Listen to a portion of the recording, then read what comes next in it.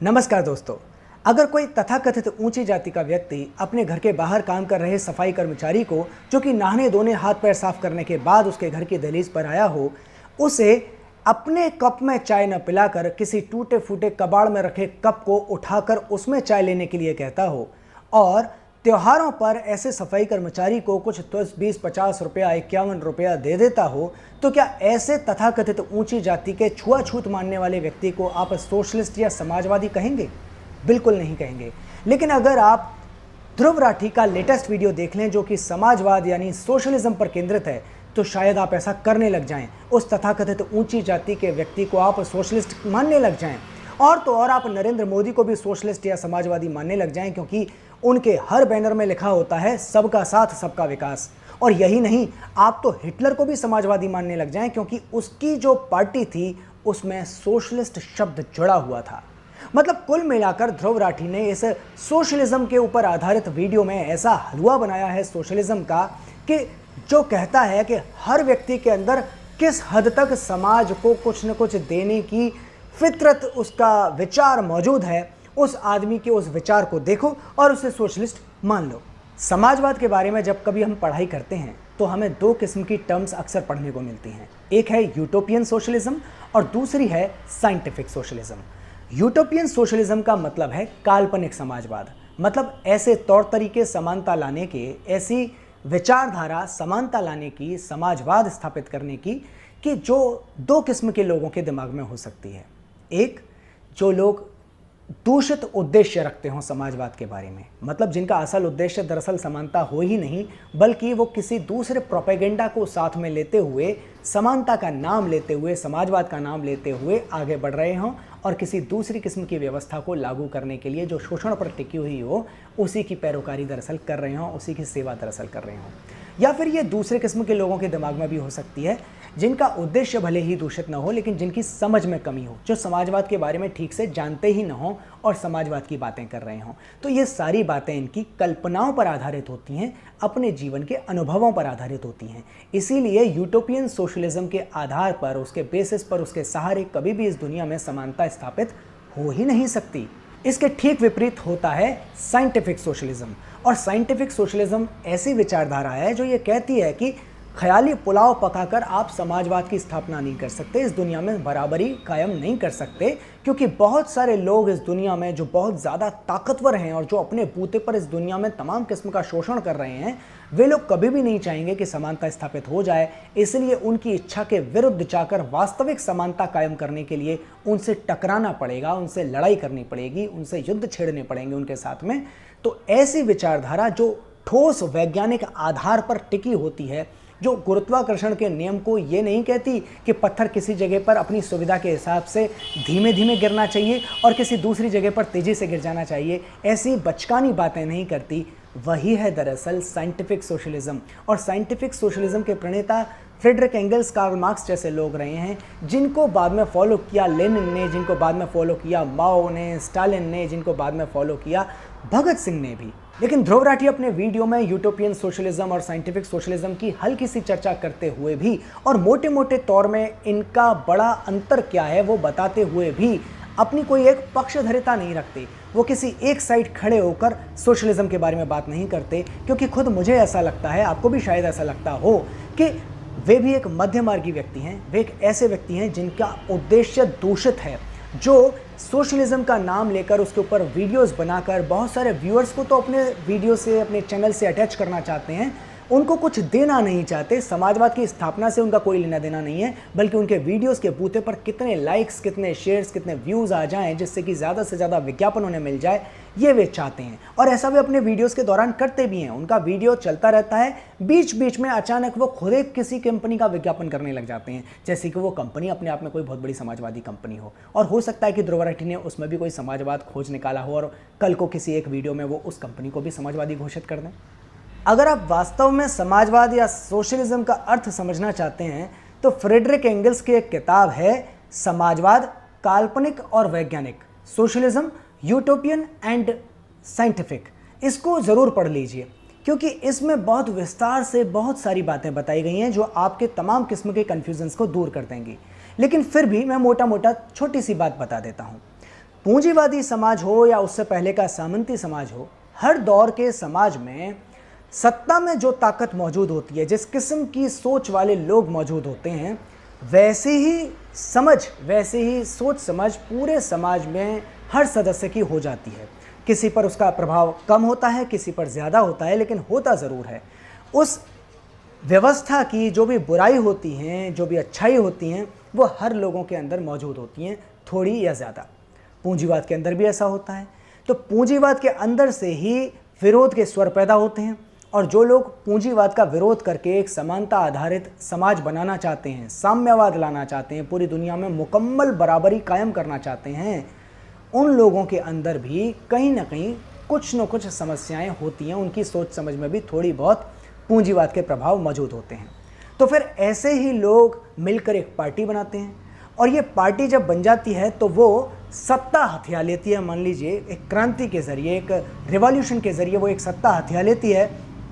तो ऐसा नहीं होता कि ठीक अगले ही दिन से, जिस दिन क्रांति हुई उसके ठीक अगले दिन से पूरे समाज में बराबरी कायम हो जाती हो। क्यों? क्योंकि जो पार्टी ऐसी क्रांति करके आई है, उसमें मौजूद जो तमाम लोग हैं, उनके अंदर भी तो कहीं ना कहीं कमियां हैं मौजूद, जो वास्तव में पूरी तरीके से बराबरी के लिए तैयार नहीं है। उनका माइंडसेट, उनके चाल चलन, उनके तौर तरीके पूरी तरीके से बराबरी के लिए, एक मुकम्मल बराबरी कायम करने के लिए पुख्ता नहीं है, पर्याप्त नहीं है।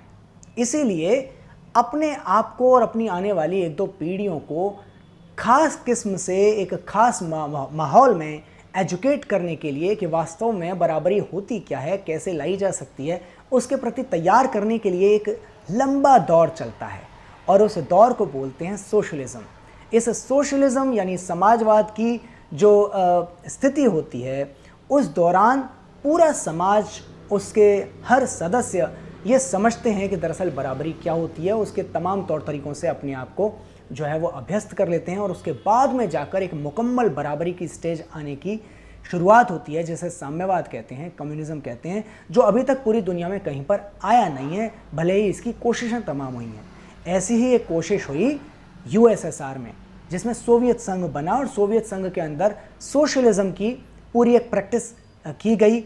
समाज के तमाम जो सदस्य थे उनको यह बताने की, समझाने की, आत्मसात करवाने की कोशिश की गई कि दरअसल बराबरी होती क्या है।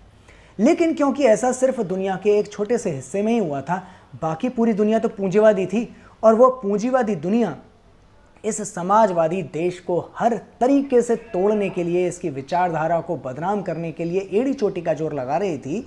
इसलिए अपने उस पहले प्रयास में, यूएसएसआर अपने इस पहले प्रयास में पूरी तरह से कामयाब नहीं हो सका। उस देश ने बहुत तरक्की तो की, बहुत मायने में बराबरी तो की, जिसके बारे में मैं अलग वीडियो में बात बता चुका हूँ, लेकिन फिर भी एक ऐसा दौर आया कि जब वापस पूंजीवाद वहाँ पर स्थापित हो गया। पूंजीवाद सोवियत रूस में, सोवियत संघ में क्यों स्थापित हुआ, इसके बारे में मैं कभी कोई और एक वीडियो बना दूंगा। लेकिन आप मोटा मोटा इतनी बात समझ लीजिए कि ये जो ट्रांजिशन पीरियड होता है, इसे सोशलिज्म बोलते हैं या सोशलिस्ट समाज बोलते हैं। ध्रुव राठी ने भी इसके बारे में बात की है, लेकिन यूएसएसआर के बारे में उन्होंने सिर्फ एक लाइन में यह कहकर अपनी बात खत्म कर दी कि यूएसएसआर वालों का तो कम्युनिज्म कभी आ ही नहीं सका। इसकी उलट उन्होंने यूटोपियन सोशलिज्म वाले जो तमाम लोग थे उनके बारे में बड़ी लंबी लंबी बातें करी हैं। उन्होंने यूटोपियन सोशलिस्ट महात्मा गांधी के बारे में बहुत लंबी लंबी बातें की हैं, उनकी फ़िलोसफी के बारे में लंबी लंबी बातें की हैं। उन्होंने न जाने कितने नाम ले लिए, राजा महाराजाओं के नाम ले लिए, चाणक्य तक का नाम ले लिया, और उन्होंने अनेकों नेताओं के, दुनिया भर के अनेकों फिलोसोफर्स के, कीन्स के, तमाम अर्थशास्त्रियों के नाम उन्होंने ले लिए, लेकिन उन्होंने साइंटिफिक सोशलिज्म पर कुछ भी खास तरीके से बताया ही नहीं, उसका कोई पक्ष लिया ही नहीं। ध्रुव राठी ने अपने इस वीडियो में 4 भारतीयों के बारे में, 4 बड़े नामों के बारे में चर्चा की है। भगत सिंह के बारे में चर्चा की है, महात्मा गांधी के बारे में चर्चा की है, जवाहरलाल नेहरू के बारे में चर्चा की है, और इंदिरा गांधी के बारे में चर्चा की है। चर्चा तो उन्होंने मनमोहन सिंह के बारे में भी की है, लेकिन कुल मिलाकर उन्होंने इन 5 को सोशलिस्ट बताया है। अब उन्होंने इसके बारे में क्या क्या कहा है और मेरा क्या अपना पॉइंट ऑफ व्यू है इन 5 के बारे में, वो मैं आपसे साझा कर देता हूँ। सबसे पहले बात करते हैं शहीद भगत सिंह के बारे में। भगत सिंह की उम्र बहुत कम रही, उनका जीवन बहुत छोटा रहा था। उनकी 23 वर्ष की उम्र में ही शहादत हो गई थी, और जीवन के अंतिम 3 साल तो उन्होंने जेल में काटे थे। जेल में ये जो पूरा दौर था, उस दौरान उन्होंने जो कुछ पढ़ा, जो नोट्स बनाए, जो कुछ लेख उन्होंने लिखे, उनको अगर आप पढ़ लें तो आपको ये बात स्पष्ट हो जाएगी कि भगत सिंह रूस की क्रांति से, समाजवादी क्रांति से बहुत ज़्यादा प्रेरित थे। वे वैज्ञानिक समाजवाद के प्रति यानी कि साइंटिफिक सोशलिज्म के प्रति अपना एक झुकाव रखते थे और इस बात को उनके लेखों से अच्छे तरीके से समझा जा सकता है। खास तौर पर एक उनका लेख है जिसे ज़रूर पढ़ लेना चाहिए, क्रांतिकारी कार्यक्रम का मसौदा। उसे अगर आपने पढ़ लिया, समझ लिया तो आपको स्पष्ट हो जाएगा कि भगत सिंह वास्तविकता में साइंटिफिक सोशलिज्म की तरफ बढ़ चले थे। शायद अगर उनकी उम्र थोड़ी और ज़्यादा रही होती तो हमें इस बात के और पक्के सबूत देखने को मिल जाते उनके क्रियाकलापों की वजह से, उनकी गतिविधियों की वजह से। अब मैं बात करता हूँ महात्मा गांधी की। भगत सिंह और महात्मा गांधी की समाजवाद को लेकर जो सोच है उसमें समानता स्थापित कर दिया ध्रुव राठी महोदय ने, लेकिन ऐसा है नहीं। दोनों बिल्कुल अलग अलग चीज़ें थीं। भगत सिंह के अपने लेखों में और गांधी जी के अपने लेखों में उन दोनों के बीच में कितना कॉन्फ्लिक्ट था उसको आसानी से समझा जा सकता है।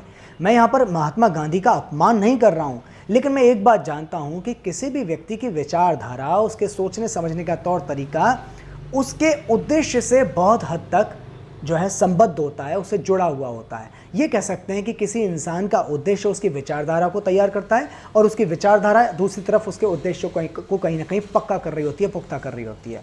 तो महात्मा गांधी का उद्देश्य क्या था? दरअसल दक्षिण अफ्रीका में यदि महात्मा गांधी को फर्स्ट क्लास के डिब्बे से धक्का देकर अंग्रेज़ों ने बाहर नहीं फेंका होता तो महात्मा गांधी के मन में अंग्रेज़ी राज के प्रति एक खिलाफत, एक प्रतिरोध पैदा नहीं होता। वे अच्छे खासे अपने वकालत करने गए थे, पैसे कमाने गए थे, घर चलाने के लिए गए थे, तो वे वही करते रहते। लेकिन उस एक घटना ने उनके मन को बदल दिया। उसके बाद क्या हुआ? उनका उद्देश्य हो गया भारत में से अंग्रेजी राज्य को ख़त्म कर देना। और भारत में से अंग्रेजी राज्यों को ख़त्म कर देने के लिए वे बहुत अच्छे तरीके से समझते थे कि भारत की ज़्यादा से ज़्यादा जनता को, आबादी को साथ लाना पड़ेगा और साथ लाने के लिए एक खास किस्म की विचारधारा होनी चाहिए। और उस विचारधारा में उन्होंने हलवा बना डाला, मतलब उन्होंने सबका ख्याल रखने की कोशिश की। वे ट्रस्टीशिप के सिद्धांत में यकीन करते थे, मतलब उनका मानना यह था कि बड़े बड़े जो पूंजीपति हैं वे अपनी जो ज़रूरत है उसके अनुसार पैसा रख लें, बाकी पैसे पर जो है उनका अपना मालिकाना कायम न रहे, उनकी अपनी निजता कायम न रहे, उनका कंट्रोल जो है पूरी तरीके से ना हो जाए। वे समाज के भले के लिए काम करें, साधु सन्यासियों की तरह काम करें। इस तरह का ख्याल, सीधी सीधी बात समझी जा सकती है कि एक जो है ख्याली पुलाव था। और उस ख्याली पुलाव को महात्मा गांधी ने जिस तरीके से व्यक्त किया है उसके लिए महात्मा गांधी के लिखे हुए दस्तावेज़ों को ज़रूर पढ़ना चाहिए। मोटे मोटे तौर पर जो महात्मा गांधी थे वे कहते थे कि छोटे छोटे बहुत सारे उद्योग होने चाहिए जिनमें लोगों को काफ़ी सारा काम मिल जाएगा। ध्रुव राठी ने भी अपने वीडियो में इस बारे में जिक्र किया है। लेकिन मोटी मोटी बात यह है कि छोटे छोटे उद्योग अगर होते हैं, उनका केंद्रीकरण अगर नहीं होता है तो कभी बहुत बड़े स्तर की चीज़ें वे जनरेट नहीं कर सकते हैं, प्रोड्यूस नहीं कर सकते हैं। दूसरा ये कि अगर छोटे छोटे बहुत सारे उद्योग होते हैं, लोगों को काम भी मिल जाता है, तब भी उनका जीवन स्तर जो है वो उतना उन्नत नहीं हो पाता जितना कि उन्नत होना चाहिए। यानी बड़े उद्योगों की आवश्यकता है, बड़ी यूनिट्स की ज़रूरत है जिसमें लोगों को कम काम करना पड़े।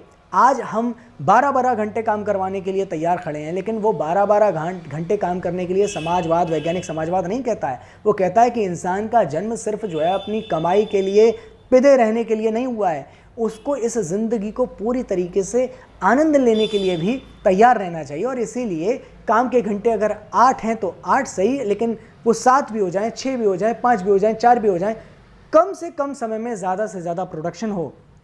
ये समाजवाद का एक बड़ा महत्वपूर्ण पॉइंट है जिसके ज़रिए इंसानों को इंसानी ज़िंदगी जो है वो मुहैया हो, मनोरंजन का भी उनके पास समय हो, उनके पास बहुत कुछ पढ़ने लिखने का भी समय हो, अपनी आर्ट्स को भी बाहर निकालने का समय हो, समाज में लोगों के साथ घुलने मिलने का भी समय हो, इस दुनिया में घूमने फिरने का भी समय हो, एक मनुष्य की तरह जीने का समय इंसानों को मिल पाए। इसके लिए उनका एक बड़ी यूनिट्स के अंतर्गत काम करना बड़ा ज़रूरी है, जहाँ पर कम समय में ज़्यादा काम हो पाए। गांधी जी के जो सिद्धांत हैं उनमें ऐसा नहीं हो सकता। समाज पीछे की तरफ ले जाने की तैयारी तो हो सकती है, लेकिन आगे की तरफ जाने की तैयारी नहीं हो सकती है। इसीलिए गांधी जी का जो सोशलिज्म है वो यूटोपियन सोशलिज्म है। गांधी जी के बारे में मैं और भी बहुत सारी बातें बता सकता हूँ, लेकिन वे किसी अलग वीडियो में मैं आपको बताऊंगा। अभी तो मैं कुछ ज़्यादा बोल गया हूँ जितना नहीं बोलना था मुझे इस वीडियो में। फिलहाल अब मैं बात करता हूँ जवाहरलाल नेहरू के बारे में। नेहरू जी जो थे उनका उद्देश्य क्या था? गांधी जी से थोड़ा सा आगे का या थोड़ा अलग उद्देश्य उनका कहा जा सकता है। वे एक ऐसे स्थिति में देश के नेता बन रहे थे जब देश बहुत कंगाल स्थिति में था, अंग्रेज़ों को तो यहाँ से बाहर निकालना ही था, वो काम तो लगभग हो ही रहा था, लेकिन उनके सामने उद्देश्य था देश को खड़ा करना। और देश कैसे खड़ा होगा? देश अपने बूते पर पूरी तरीके से खड़ा नहीं हो सकता था, इस स्थिति में नहीं था, ऐसा नेहरू जी का मानना था। तो उस समय पर दुनिया में दो सबसे बड़ी ताकतें थीं, अमेरिका या ब्रिटेन समझ लीजिए, और या उनका पूरा ग्रुप समझ लीजिए जो पूंजीवादी ग्रुप था, और दूसरी तरफ एक समाजवादी धड़ा था दुनिया का, जिसे यूएसएसआर के नेतृत्व में हम देख सकते हैं। तो मोटा मोटा देखें तो अमेरिका और यूएसएसआर दो बड़ी महाशक्तियाँ थीं। कोई भी देश दुनिया में इनसे अछूता नहीं रह सकता था। उन्हें अपने आप को खड़े करने के लिए इनमें से किसी एक का या इन दोनों का सहारा लेने की ज़रूरत थी। नेहरू जी ने दोनों का सहारा लिया। ध्रुव राठी अपने वीडियो में जिन बहुत सारी कंपनीज़ के बारे में, पब्लिक सेक्टर यूनिट्स के बारे में बताते हैं, वो तमाम पब्लिक सेक्टर यूनिट्स भारत देश ने यूएसएसआर के मदद से खड़ी की हैं। तमाम सार्वजनिक क्षेत्र की कंपनियां भारत सरकार ने सोवियत संघ की मदद से खड़ी की हैं। बिना ब्याज के कर्ज लिया गया है सोवियत संघ से, तब जाकर हमारे देश में जो है वो पब्लिक सेक्टर की यूनिट्स बहुत सारी खड़ी हो पाई। लेकिन साथ ही साथ नेहरू जी के मॉडल ने इस देश के अंदर पूंजीवाद को भी पनपाए रखा। बल्कि यूँ समझ लें कि बड़ी बड़ी पीएसयू जो खुली, बड़ी बड़ी जो सार्वजनिक क्षेत्र की इकाइयाँ खुलीं, उनके साथ साथ धीरे धीरे इन भारत के जो छोटे छोटे पूंजीपति थे उनको बड़े पूंजीपति बनाने का रास्ता साफ कर लिया गया। और इसी वजह से हम कह सकते हैं कि नेहरू जी का उद्देश्य पूरी तरीके से इस देश में समाजवाद कायम करना नहीं था। लाल बहादुर शास्त्री जी की बात कर लें, जिनकी चर्चा ध्रुव राठी ने की है अपने वीडियो में। उनको बहुत लंबा समय नहीं मिला शासन करने का, अपने प्रधानमंत्री पद पर बने रहने का, क्योंकि उनकी मृत्यु हो गई इसी दौरान। 2-2.5 साल के अंदर उनकी जो है मृत्यु हो गई थी। लेकिन वे भी उसी परिपाटी के ही तो नेता थे जिस परिपाटी के, जिस रास्ते पर चलने वाले जवाहरलाल नेहरू थे। यानी वे भी एक ऐसा देश बनाना चाह रहे थे, एक ऐसी व्यवस्था बनाना चाह रहे थे जिसमें मिश्रित अर्थव्यवस्था चलती रहे। मतलब थोड़ा थोड़ा समाजवाद, थोड़ा थोड़ा पूंजीवाद, और इस तरह से एक बीच के रास्ते से आगे बढ़ते रहें। लेकिन अल्टीमेटली इस रास्ते से जो बड़े बड़े पूंजीपति थे उन्होंने फ़ायदा उठाया और वो आगे निकल गए, क्योंकि पब्लिक सेक्टर को पूंजीपतियों से आगे ले जाने की, पूंजीवाद की जो पूरी चाल थी उससे कहीं आगे ले जाने की कोई मंशा न जवाहरलाल नेहरू के मन में थी और न ही अनफॉर्चुनेटली शास्त्री जी के मन में थी। ध्रुव राठी इंदिरा गांधी के बारे में भी बात करते हैं और वे कहते हैं कि अनफॉर्चुनेटली उन्होंने भारत के अंदर जो प्राइवेट सेक्टर था उसका बंटाधार कर दिया, उसकी हवा निकाल दी। तो भैया, जिस वक्त में इंदिरा गांधी इस देश की प्रधानमंत्री थी, अगर आप गौर से देखें तो उस दौर में भारत के अंदर भयानक गरीबी पलती चली जा रही थी, फैलती चली जा रही थी। जिन लोगों को पहले ये लगा था कि भारत की आज़ादी के बाद में उनके दिन बहुर जाएंगे, उनकी गरीबी जो है वो मिट जाएगी, जब वो अगले 20-30 साल के अंदर गरीबी नहीं मिटी बल्कि उनकी गरीबी और ज़्यादा बढ़ गई, उनके ऊपर शोषण अत्याचार और ज़्यादा बढ़ गया, तो विद्रोह तमाम किस्म से सामने आने लगे। और नक्सलबाड़ी विद्रोह ऐसा ही एक ज़बरदस्त विद्रोह था। और ऐसे विद्रोहों को दबाने के लिए जहाँ एक तरफ इंदिरा गांधी ने हिंसक रुख अख्तियार किया, वहीं दूसरी तरफ उन्होंने पब्लिक को बेवकूफ़ बनाने के लिए, पब्लिक को भ्रमित करने के लिए पब्लिक सेक्टर यूनिट्स को और ज़्यादा मजबूत करने की कोशिश की। नेशनलाइजेशन यानी राष्ट्रीयकरण करने की एक मुहिम चलाई, तो जिसको समझते हुए बहुत सारे लोगों ने समझा कि यही असली समाजवाद की देवी हैं। और ध्रुव राठी आज तक वही समझ रहे हैं जो 50 साल पहले हमारे देश के बहुत सारे भोले भाले लोग माना करते थे। ध्रुव राठी कहते हैं कि अहिंसक किस्म से समाजवाद लाने की कोशिश थी जवाहरलाल नेहरू की भी और बाद के इन बड़े बड़े नेताओं की भी, लेकिन वे भूल जाते हैं कि किस तरह से जवाहरलाल नेहरू ने आज़ादी के तुरंत बाद में तेलंगाना में समाजवाद जैसी कल्पना को अपने जहन में, अपने दिमाग में लिए हुए तमाम जो खेत मजदूर थे उनके ऊपर किस किस्म का निर्मम अत्याचार करते हुए ज़बरदस्त किस्म की सैन्य कार्रवाई करवाई, जिसमें हज़ारों लोग, हज़ारों महिलाएं, हज़ारों बच्चे, हज़ारों खेत मजदूर शहीद हो गए। कुल मिलाकर दोस्तों, पूंजीवाद और समाजवाद जैसी दो अलग अलग नावों पर एक साथ सवारी करने वाले आदमी को या तो हम मौकापरस्त कह सकते हैं या समझ की कमी का शिकार कह सकते हैं। स्वामी विवेकानंद महान विद्वान हो सकते हैं, लेकिन वे समाजवादी नहीं हो सकते। महात्मा गांधी जबरदस्त आंदोलनकारी हो सकते हैं, कमाल के आंदोलनकारी हो सकते हैं, लेकिन समाजवादी नहीं हो सकते। इन दोनों विभूतियों का, इन दोनों महापुरुषों का पूरा दर्शन भाववाद पर टिका हुआ है, जबकि समाजवाद एक भौतिकवादी दर्शन है और भौतिकवाद में भी एक मार्क्सवादी दर्शन है। समाजवाद को ढंग से अगर समझना है तो आपको Karl Marx, Friedrich Engels, Stalin, Lenin, Mao, इस तरह के तमाम विद्वानों के बारे में पढ़ना पड़ेगा, उनकी लेखनी को उनके अंदाज से समझना पड़ेगा, तभी आप कुछ समझ पाएंगे समाजवाद के बारे में। तभी आप ये जान पाएंगे कि दरअसल ध्रुव राठी झूठ बोल रहे हैं या सच बोल रहे हैं या आपको कंफ्यूज कर रहे हैं। आप अगर इन बड़े बड़े नामों में से किसी को नहीं पढ़ सकते हैं तो भगत सिंह के लेखों को तो ज़रूर पढ़ डालिए, आज ही पढ़ डालिए, तभी आपको समझ में आ पाएगा कि ध्रुव राठी आपको किस कदर कंफ्यूज कर रहे हैं, बेवकूफ़ बना रहे हैं।